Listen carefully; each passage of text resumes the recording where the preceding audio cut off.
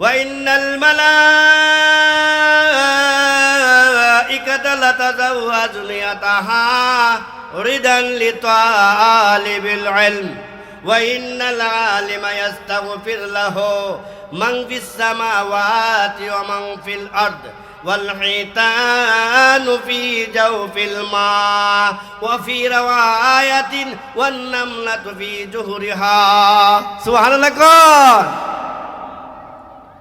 আল্লাহর নবী বিশ্ব নবী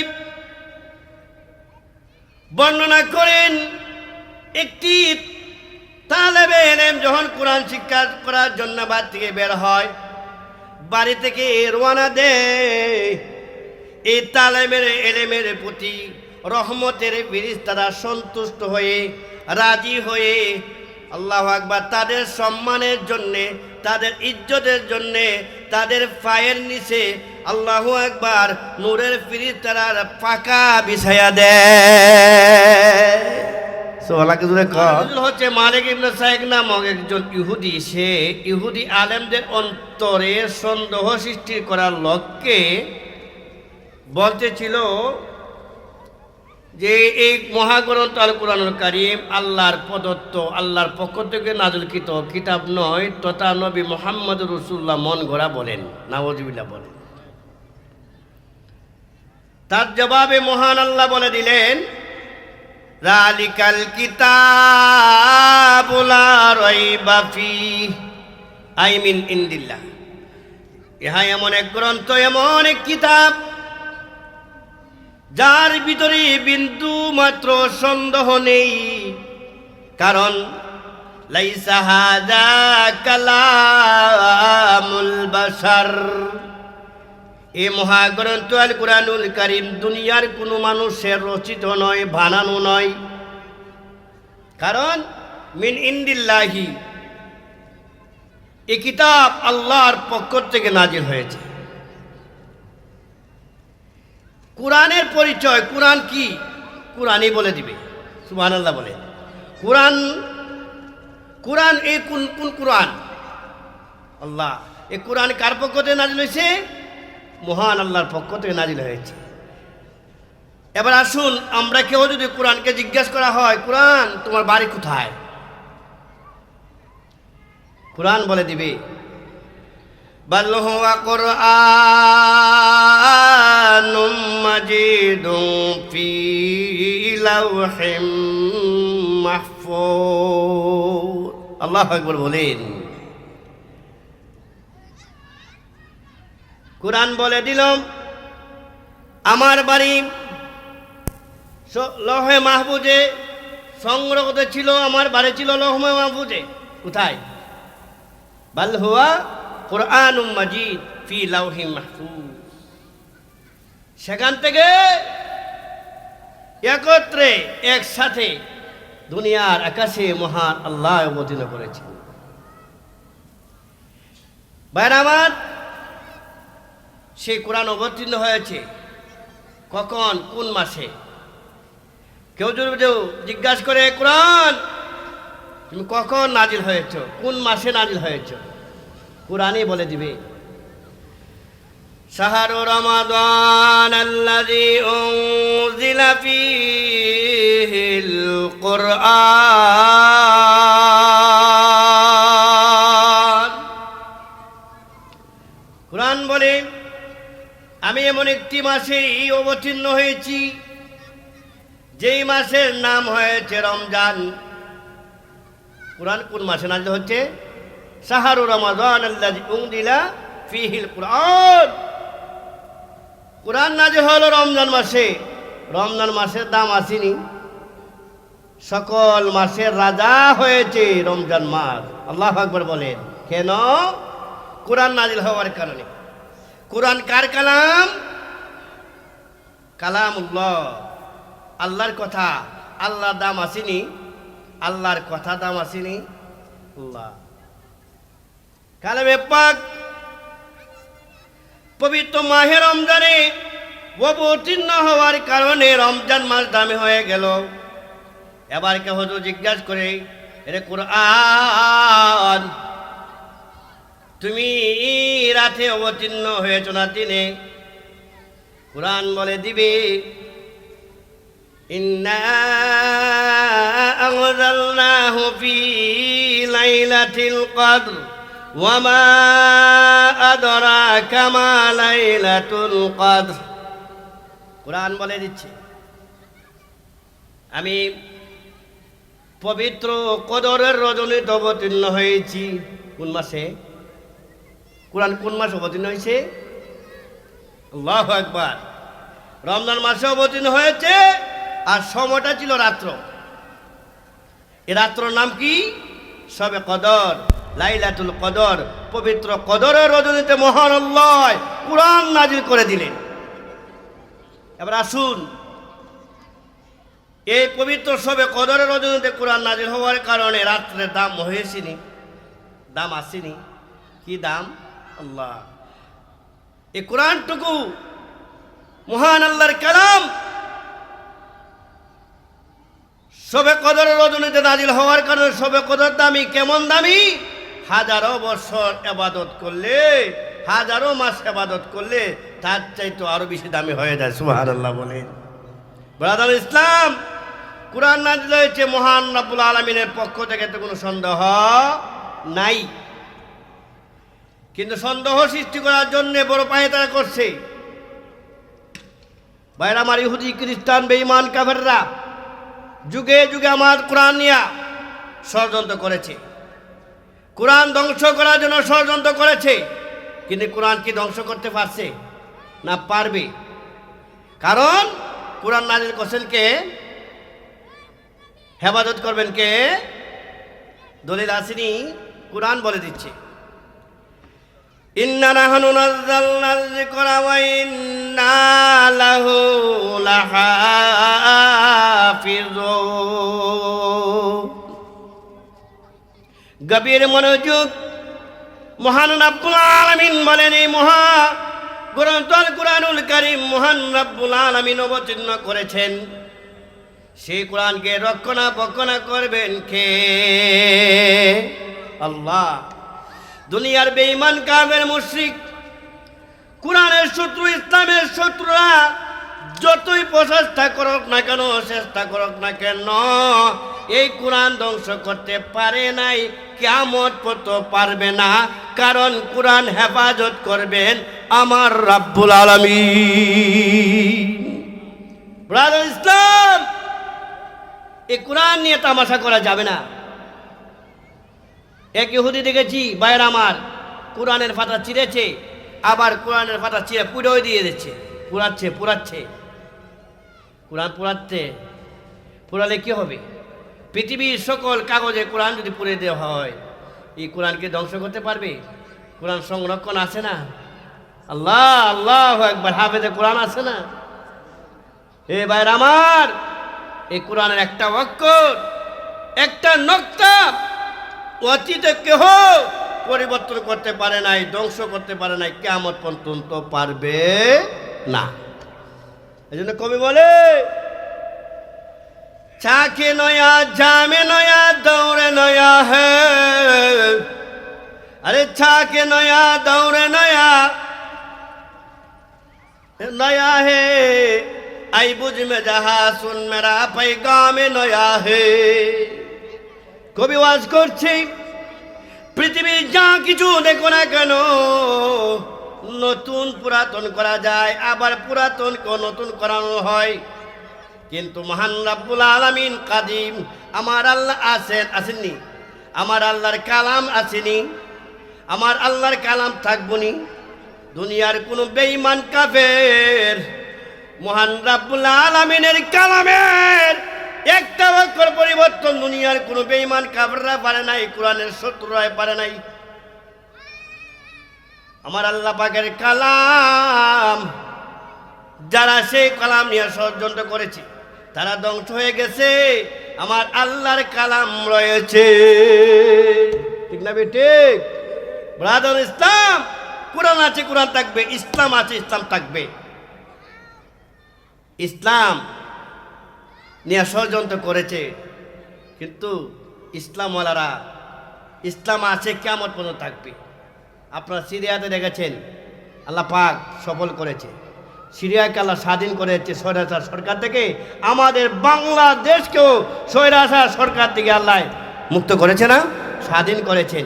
কেন কেন উলামায়ে কেরামকে নির্যাতন নিপীড়ন করেছে, কত আইনার গর বানাইয়া উলামায়ে হযরত, যে উলামায়ে হযরত নবীগণের ওয়ারিস, আল্লাহ এদেরকে নির্যাতন নিপীড়ন করেছে, করে আর টিকে থাকতে পারে নাই, সে বাংলার জমিন থেকে পালাইয়া যাইতে হয়েছে। ঠিক না বেটি? ভবিষ্যতে যে নেতাগুলো আসবেন, যে রায় আসবেন, আমার কথা থাকবে, জুলুম করবেন না, অত্যাচার করবেন না। জালেমের বিচার দুনিয়াতে হয়, পরকালে হয়। ঠিক না বেটি?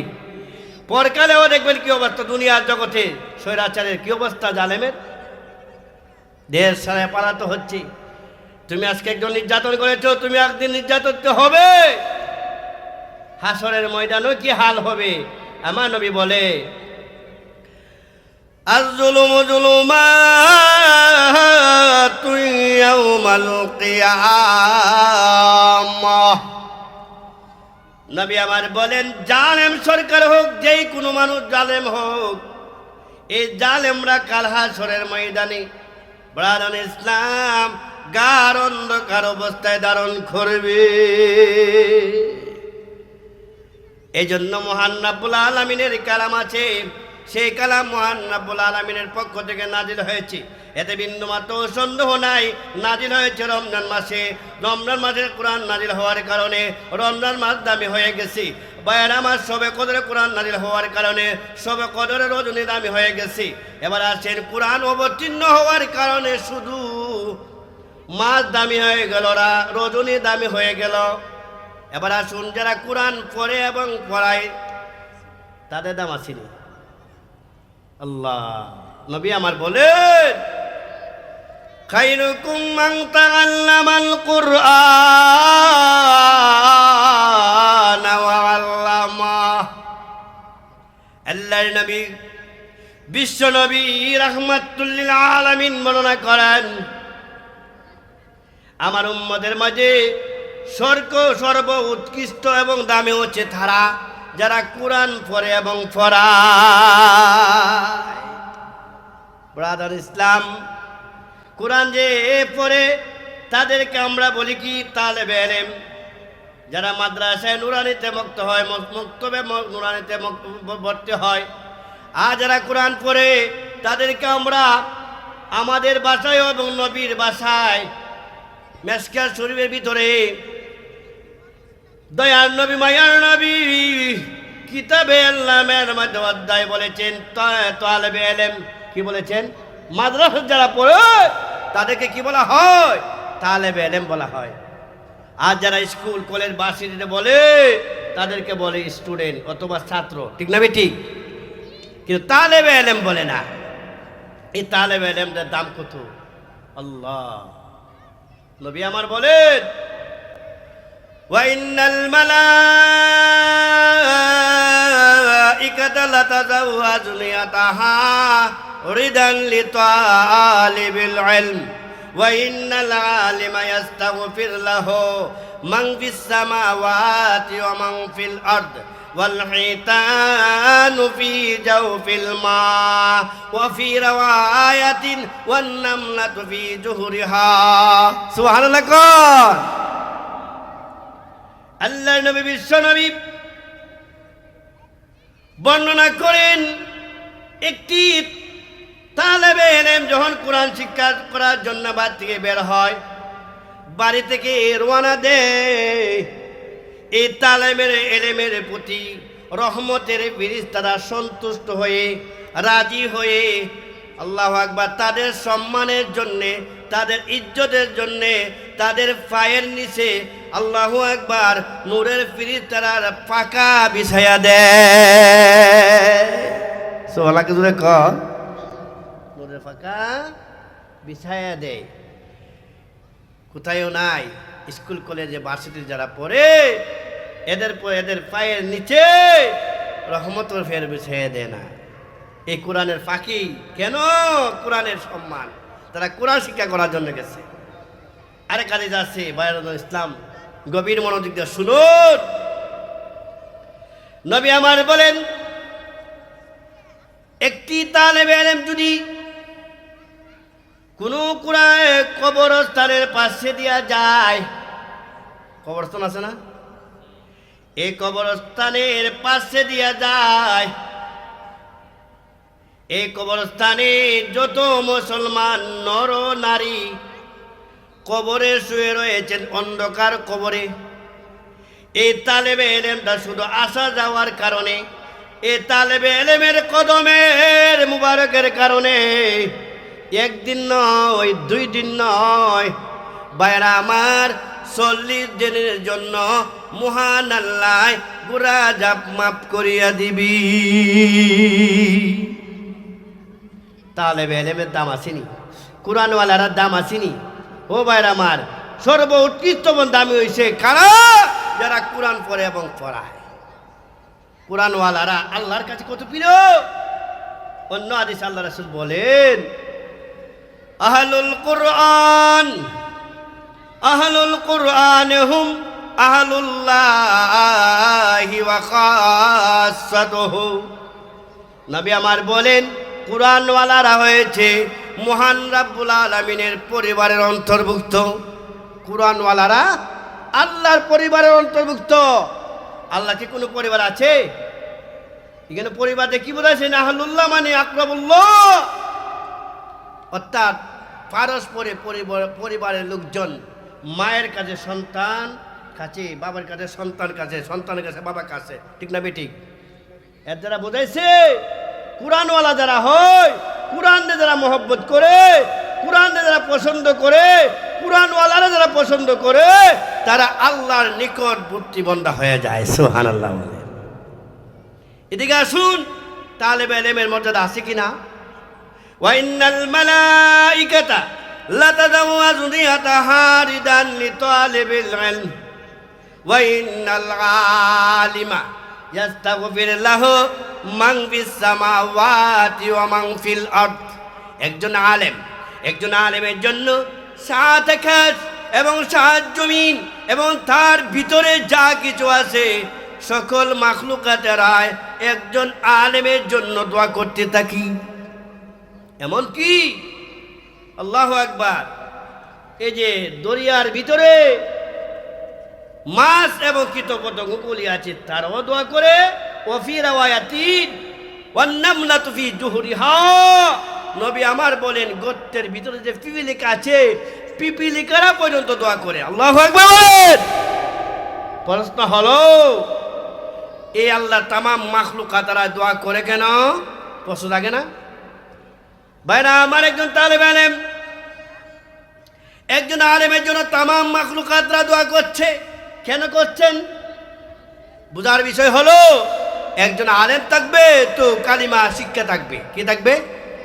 কালিমাটা কি বলেন তো? কালিমা তাইয়্যিবা লা ইলাহা ইল্লাল্লাহ।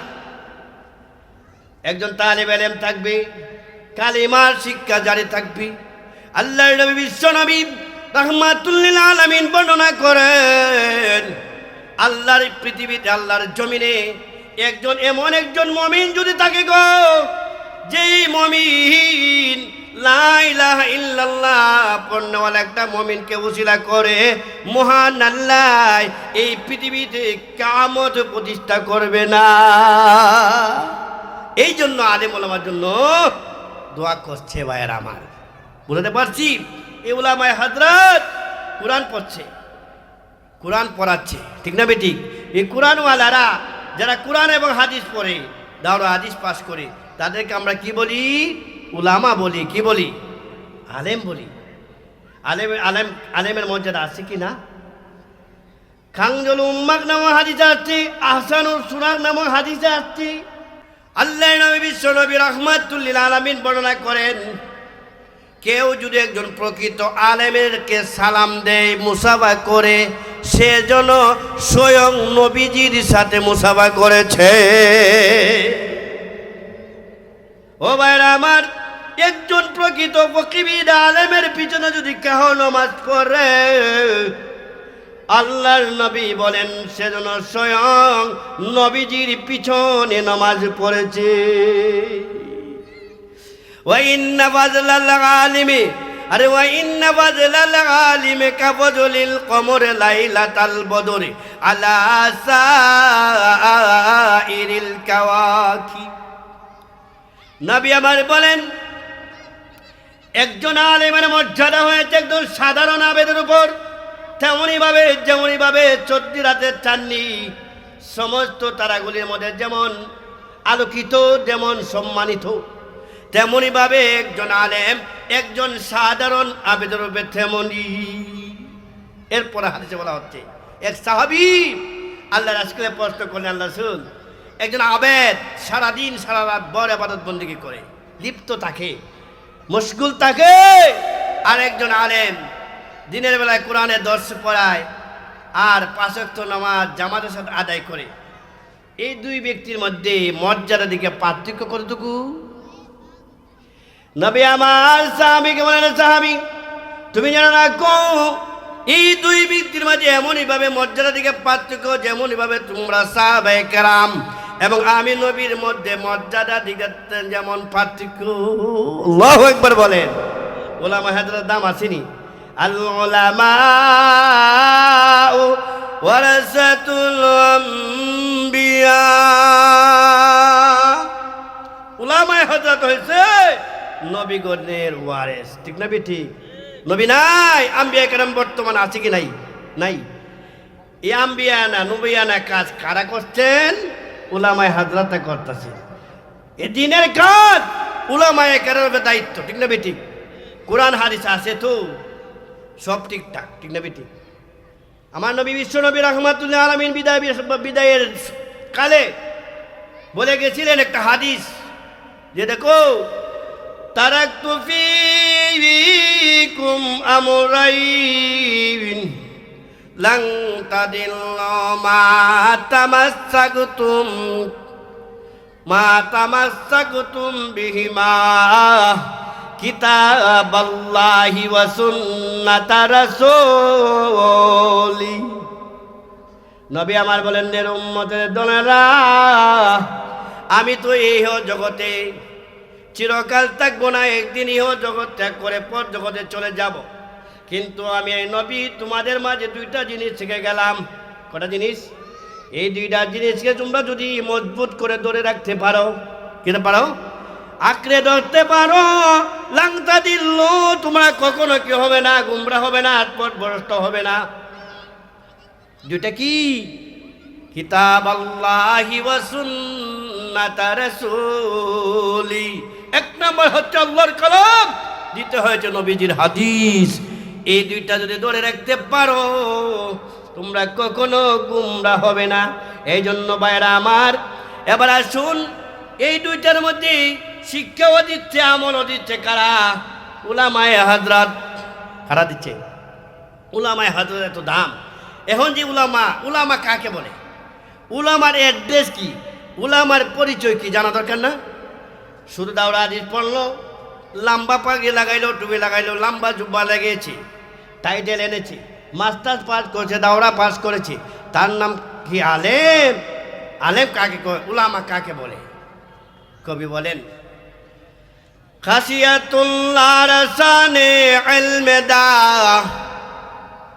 গভীর মনোযোগ, খাসিয়াতুল্লাহর শানে ইলমে দা, আয়াত ইয়াকসাল্লাহ দর কুরআনে বখা, ইন্নামা ইয়াকসাল্লাহ মিন ইবাদিহিল উলামা। আল্লাহু আকবার বলেন। উলামার পরিচয়, উলামার অ্যাড্রেস, উলামার সংজ্ঞা মহান আল্লাহ দিয়েছেন। উলামা কাকে বলে? আমার আল্লাহ বলেন, আমার বান্দাদের ভিতর থেকে যারা উলামায়ে হযরত, তারাই তো আমি আল্লাহকে ভয় করে। আলেম হয়েছেন ভালো কথা, কিন্তু আল্লাহর ভয় থাকতে হবে। যা আলেম হওয়ার পরে যদি আল্লাহর ভয় না থাকে, হালাল হারাম না পার্থক্য না থাকে, সে আলেম হতে পারে না, ঠিক না ঠিক? এই জন্য একখানা হাদিস আছে যেটাকে বলা হয় ভাই লবজান কোল, বুজুর্গানে দিনের কোল, মাইনান হাদিস। তার ভিতরে পরিচয় দিয়েছে দুনিয়ার সকল মানুষ। আল্লাহ রাসূল বলেন, আন্নাসু কুল্লুহুম হালকা ইল্লাল আলিমুন ওয়াল আলিমুনা কুল্লুহুম হালকা ইল্লাল আমিলুন ওয়াল আমিলুনা কুল্লুহুম হালকা ইল্লাল মুখলিসুন আর ওয়াল মুখলিসুনা আলা খাতারিন আযীম। আন্নাসু কুল্লুহুম হালকা ইল্লাল আলিমুন। নবী আমার বলে গো, দুনিয়ার সকল মানুষ হয়েছে ক্ষতিগ্রস্তের মধ্যে, ধ্বংসের পথে, কিন্তু যারা আলেম তারা কি নয়, ক্ষতিগ্রস্তের মধ্যে নয়। ভাইয়েরা আমার, আবার বলছে ওই আলেমরা আবার ক্ষতিগ্রস্ত, সকল আলেমরা ক্ষতিগ্রস্তের ভিতরে, কিন্তু যারা আমল করেছে আমলকারীরা কি নয়, ধ্বংসের পথে নয়। ভাইরা আমার, আলেমের মর্যাদা কত! হাসরের ময়দান যখন আরম্ভ হয়ে যাবে, কোটি কোটি মানুষ হাসরের মাঠে থাকবি, সকল নবীর উম্মতদের এক মাঠে বিচার হবে, কিন্তু উলামায়ে হযরত যারা, তাদেরকে মহান আল্লাহ আলাদাভাবে পৃথকভাবে প্যান্ডেল করে তাদের বিচার করবেন। আল্লাহু আকবার বলেন। এদেরকে আল্লাহ পাক অপমান এবং লাঞ্ছিত করবে না। কি করবে না? তাদেরকে তাদের সম্মানের জন্য, তাদের সম্মানটা কেন? তারা আল্লাহর কোরআন পড়েছে, নবীজির হাদিস পড়েছে, এজন্য তাদের মর্যাদা। তাদেরকে আলাদা পাবে আল্লাহ পাক রাব্বুল আলামিন এইভাবে প্যান্ডেল বেড়ে, স্বয়ং আল্লাহ মানে বিচারক হয়ে, কাজী হয়ে আল্লাহ বলবে, উলামায়ে হযরত তোমরা এমন এমন অপরাধ কেন করছিলে? আচ্ছা, বুঝে থাকলে বলেন তো, আল্লাহর কাছে কি জবাব দেওয়া সম্ভব? আল্লাহ, উলামায়ে হযরত যারা রয়েছে সকলেই লজ্জায় মাথা নত হয়ে যাবে। এবার রব্বুল আলামিন নিজে ডাক দিবে আর বলবে, রে উলামায়ে হযরত যারা যা, আমার আল্লাহ পাক রব্বুল আলামিনের রহমতের জোশ মেরে দিয়েছে। কারণটা কি জানোস? তোর আমি আল্লাহ পাক রব্বুল আলামিনের কুরআন পড়েছ, নবীজির হাদিসগুলি পড়েছ, আজকের আলে এই কোরআন এবং হাদিসকে সম্মানের জন্য আমি আল্লাহ তোমাদের অতীতে যত গুনাহ করেছিলে আমি আল্লাহ তোমাদেরকে ক্ষমা ঘোষণা করে দিলাম। কিন্তু আলেমের সংজ্ঞা নিয়া কবরও যাইতে হবে, ঠিক না বেটি? এলমে চন্দে আকে বেস্তর খানি, আরে এলমে চন্দে আকে বেস্তর খানি, চু আমল দর চুনেস্তে নাদানি, আন্নাসু কুল্লুহুম হালকা ইল্লাল আলিমুন ওয়াল আলিমুনা কুল্লুহুম হালকা ইল্লাল আমিলুন ওয়াল আমিলুনা কুল্লুহুম হালকা ইল্লাল মুখলিসুন। আবার বলছি, সকল আমলকারীরাও ধ্বংসের পথে। কেননা আমল করো যদি আমলের ভিতর রিয়া থাকে, কি থাকে? অনেকে কিন্তু আমল করে, আমল করে মনে মনে ভাবে আমি একজন আমলকারী, মানুষকে দেখানোর জন্য যদি আমল করে। নবী আমার বলেন, কোন ব্যক্তি আমল করেছি তার কলবের ভিতরে নিয়ত হচ্ছে আমাকে মানুষ নমাজি বলবে, আমাকে মানুষ তাহাজ্জুদ গুজার বলবে, আমাকে মানুষ হাজি বলবে, এই রিয়ার উদ্দেশ্যে যদি কেউ ইবাদত করে, নবী আমার বলেন সে ইবাদত করেও আল্লাহ পাকের সাথে শিরিক করেছে। ব্রাদার ইসলাম, এই জন্য আমলের ভিতরে ইখলাস থাকতে হবে। আবার বলে, ওয়াল আমিলুনা কুল্লুহুম হালকা ইল্লাল মুখলিসুন। কিন্তু মুখলিস বান্দা যারা, আল্লাহ খালিস বান্দা যারা, খালিস বান্দা বান্দি যারা, তারা ক্ষতিগ্রস্তের মধ্যে নয়। আবার বলে, ওয়াল মুখলিসুনা আলা খাতারিন আযীম। মুখলিস বান্দারাও ভীষণ ভয়ের মধ্যে রয়েছে, কখন শয়তান ধোঁকা দিয়া দেয়। আছে না খলুসিয়তের মধ্যেও? ভাই, কোন সময় শয়তান আমাদেরকে ধোঁকা দেয়? শয়তান আমাদের শত্রু না বন্ধু? কথা বলেন, শয়তান আমাদের বন্ধু? আল্লাহ বলেন, ইন্নাশ শাইতানা লিল ইনসানি আদুউম মুবিন। ভাইরা আমার, শয়তান হয়েছে মানুষের পরম শত্রু। এখলাসই বন্ধ করে কখন ঢুকা দিকা দেয়, ঠিক না ঠিক? ও ভাইরা আমার, এই জন্য আমরা যে সমস্ত মাদ্রাসার ভিতরে আজকে রাজাবাড়ি মদিনাতুল উলুম মাদ্রাসা, হাফিজ সাহেব, মুফতি সাহেব, আল্লাহু আকবার, মুজামিল হক সাহেব চালাইতেছেন, ঠিক না ঠিক? এর ভিতরে কত ছাত্র আছে, তালেম এলেম আছে না? এই মাদ্রাসা আঞ্জাম দিতে যাইয়া টাকা লাগে না, পয়সা লাগে না? লাগে তো। এই মাদ্রাসার আঞ্জাম দিতে গিয়া পয়সা লাগেনি?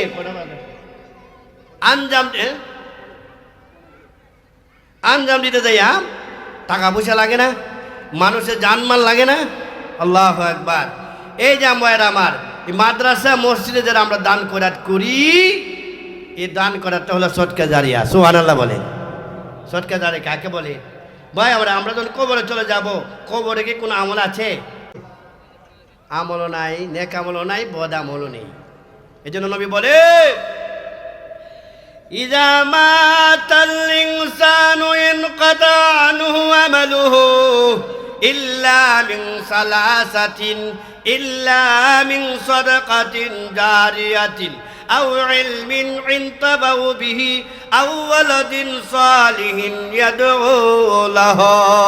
একটু জোরে সুরে মহব্বতে বলি সুবহানাল্লাহ।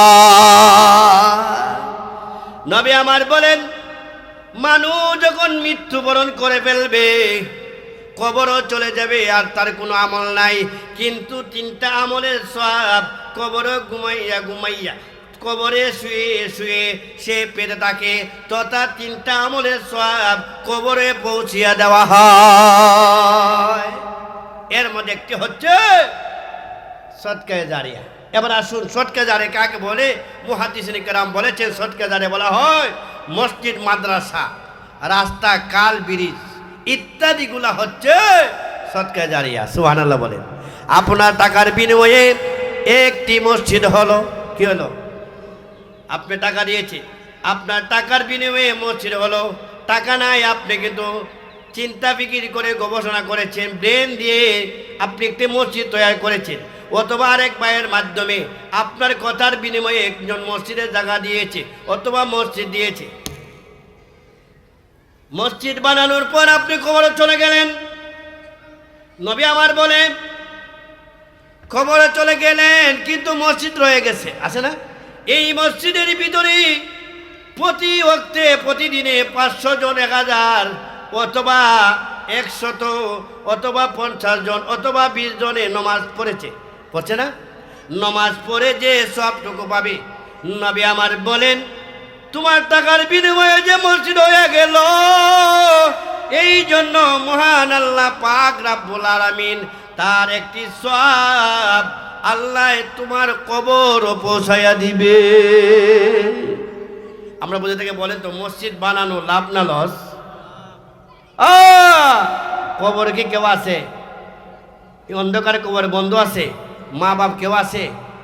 কবরের সাথে কেউ নাই। কবর এমনি একটি ঘর, যে ঘর হয়েছে সাপ বিচ্ছুর ঘর। ভাইরা আমার, এই কবর নামক বাড়িতে যাইতে হবে, কেউ রেহাই পাবে না।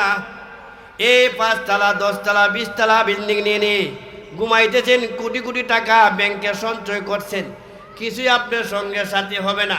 না টাকা যাবে সাথে? কেউ টাকা দেয়া দেয়, বিল্ডিং দেয়া দেয়। এই জন্য কবি বলে, আরে মৌত যেদিন আ গই হে, अरे मौत जिस दिन आ गई है दुनिया की दौलत क्या हुई, रूह तुमसे उड़ गई है शिकले सूरत क्या हुई। কবি বলে, রে দুনিয়াদার, তুমি দুনিয়ার সুন্দর নারী আর গাড়ির মালিক নিয়ে মালিক হয়ে ভাবতেছো সেই দুনিয়া চিরকাল থাকবে। না রে না, তোমার যেদিন মরণ চলে আসবি, তোমার যেদিন মৃত্যু চলে আসবি, তখন তোমার এত সুন্দর চেহারা, ভাইরা আমার এত সুন্দর বডি, এত সুন্দর চেহারা, নুরানি চেহারা, এত সুদাম বডি, এই বডি, তোমার বডি দিকে তাকাই বাড়ার মন চাইবে না, ঠিক না ঠিক? ও ভাইরা, এত সুন্দর বডি, রুহটা বের হওয়ার সাথে সাথে ভাইরা আমার এই চেহারাটা বিকৃত হয়ে যায়।